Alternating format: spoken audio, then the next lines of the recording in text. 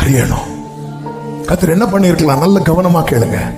ஊசாவை அடிச்சார்ல, அப்படி அந்த ஜனத்தை அடிச்சிருக்கலாம்.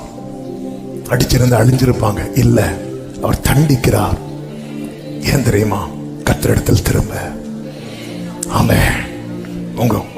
உங்க கூட இருக்கிறவங்க கர்த்தரை அறியாததுனால நிறைய காரியத்தை செய்யறாங்க.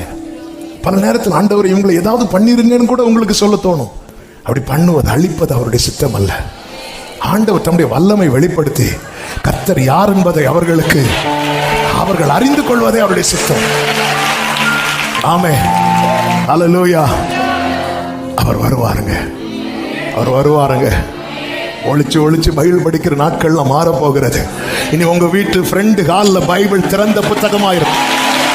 உங்க புருஷன் வந்து படிப்பாங்க, உங்க மனைவி வந்து படிப்பாங்க, உங்க சொந்தக்காரங்க வந்து படிப்பாங்க. இயேசுவின் நாமத்தில்